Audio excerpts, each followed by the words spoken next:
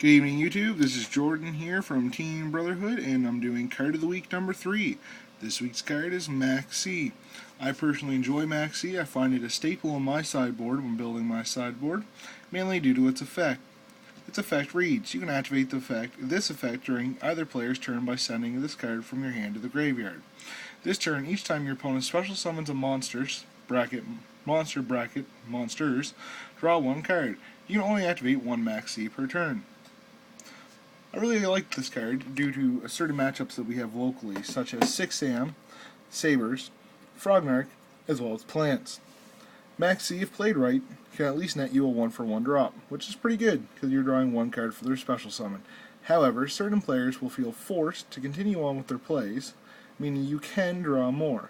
Some examples would be Kageki and Nakamushu. When your opponent summons out Kageki, you simply ask if they're using the effect. If yes, chain with Maxx. They must resolve the effect, getting a Kamushu, you'll draw one card. There's your 1-for-1. Now, sometimes they'll pass, not wanting to go into a Shein, giving you access to their Kageki and their Kamushu, or they'll move into a Shein to protect themselves, this giving you another card for Maxx. If they've opened the nuts with a United, a Gateway, and a few other things, they may special summon some more. If they're smart, they probably won't. But there are some bad 6am players out there, giving you a possibility of 4, 5, even 6 cards off of Maxx. This should allow you to have enough power to combat their Shein. Playing against a Frognark matchup, their Treeborn Frog usually is always going to come back during the standby phase. They will usually also drop a Fishborg Blaster. You can simply chain to Treeborn Frog with Maxx, giving you at least a 1-card draw. They usually will go into something else because they need something that's going to give them advantage as well. Probably going to a Fishborg and then into a Formula, giving you 3 cards for the price of 1. At that point, they'll probably summon a Monarch and remove a guy or summon a Lad.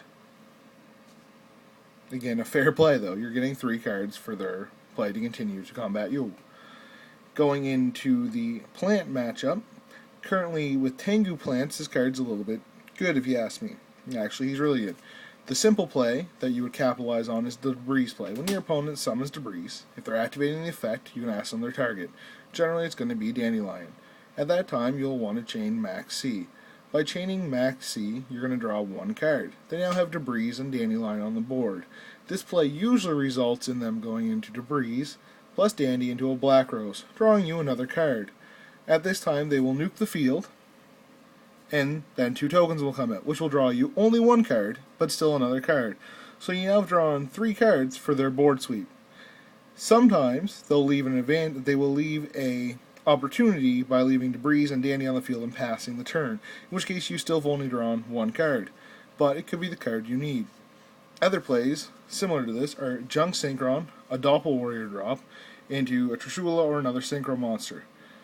I find this card is going to combo well against and with Tech Genius Hyper Librarian.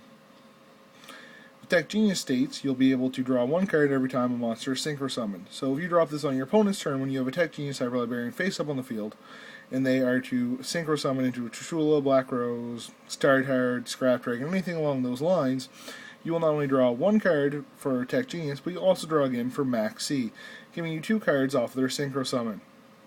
Keep in mind, both Tech Genius Hyper Librarian and Maxx are a mandatory effect. Therefore, if you have no cards left in your deck and you've played a Maxx, you lose, providing they special summon. At this point, most players would. Generally, I find Maxx is good against also Sabers due to the fact that Bogart Knight is a lot like Kageki. You'll be able to draw off your opponent's Bogart Knight summon, because they'll usually go into something, and then drop a Full Troll. At this time, that's pretty good. A Full Helm attacking over something will also give you a card. I find Maxx to be a very balanced card, as in the fact that it does require a little bit of skill to play, and your opponent can play around him. He is one of my favorite cards of the Storm of Ragnarok.